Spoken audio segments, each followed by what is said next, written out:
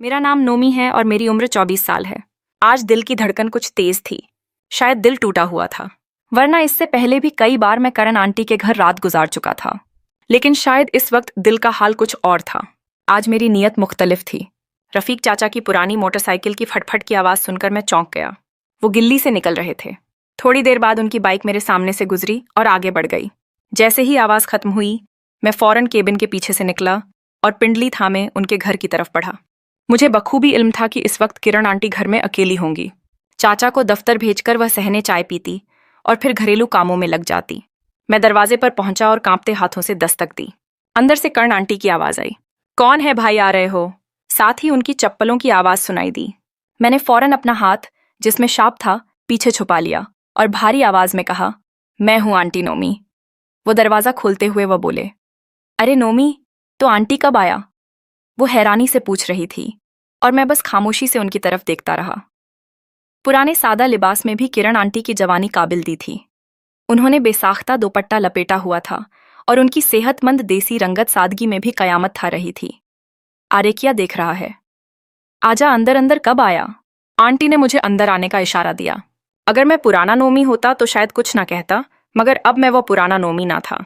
अब मैं मुकम्मल बिगड़ा हुआ नोमी बन चुका था। यह मेरा मिशन का पहला दिन था। मैंने हिचकिचाते हुए कहा, आंटी, वो दरअसल मुझे एक खुशखबरी देनी थी।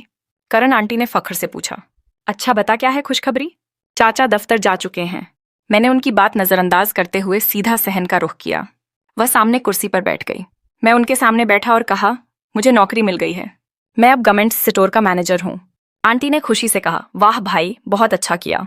कैसा स्टोर है? मैंने मजीद तफसील से बताया। लेडीज कपड़े, जूते और जदीद फैशन का सामान बड़े लोग आते हैं। ऊंची गाड़ियों में अमीर औरतें खरीदारी करने आती हैं। मेरी बातें दरअसल वही थी जो मोना आंटी ने सिखाई थी। वाह, बहुत अच्छी बात है, आंटी ने खुश होकर कहा। जब शहर आना हो तो मुझे जरूर बताना।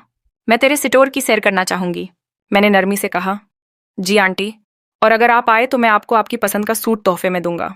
अरे छोल भाई, मेरा शौहर आज तक कोई चीज तोहफे में ना दे सका तो क्या देगा? आंटी ने नाक पोंछते हुए कहा। मैंने हिम्मत जमा की और कहा, अब आप मेरी मिसाली आंटी है और आपकी मिसाल जिया बच्चन जैसी है। यह कहते हुए मैंने उनकी आंखों में झांका। वो मुस्कुरा गए। अरे तो बहुत झूठ बोलने लगा है। मैंने नरमी से कहा, अगर आप साड़ी पहन लें तो बिल्कुल जिया बच्चन लगेंगी। आंटी हंस पड़ी। अरे छोड़ दे साड़ी, तेरा चाचा मुझे मार डालेगा। मैंने उनके दिल की बात छुई। आंटी, आपका दिल क्या कहता है? आज तो सिर्फ दिल की सुने। आंटी ने अफसुर्दगी से कहा, नोमी, दिल तो मेरा कब का बुझ चुका है। उनकी यह बात सुनकर मेरे जज्बे कुछ सर्द पड़ गए, मगर मैं हार मानने वाला ना था, क्योंकि मुझे इल्म था कि थोड़ी सी मेहनत से किरण आंटी को सब कुछ करवाया जा सकता है। मैंने कहा, आंटी, मैं तो सोच रहा था कि आप मेरी भाभी बन जाती और मैं आपको खुद बताता कि साड़ी में कैसा लगता है। आरे क्या बकवास कर रहा है? आंटी झिम गई। मुझे तो साड़ी पसंद है, लेकिन तुम्हारे चाचा के डर से कुछ नहीं कर सकती। वो मैंने बात बढ़ाई। तो बस आंटी, अगली बार जब आऊंगा तो आपके लिए एक खूबसूरत साड़ी लेकर आऊंगा। किसी को कुछ पता नहीं चलेगा। आंटी ने झिझकते हुए कहा, अगर चाचा को पता चल गया तो? मैंने उन्हें यकीन दिलाया, यह हमारा राज होगा, किसी को कानों कान खबर ना होगी। मैंने शाप में से नीला सूट निकाला और आंटी को दिया। यह कर आपके लिए है। आंटी खुशी से बोले, क्या खूबसूरत सूट है। मैं यह सलीम की शादी पर पहनूंगी। मैंने उनकी पसंद जानते हुए कहा, पसंद आया।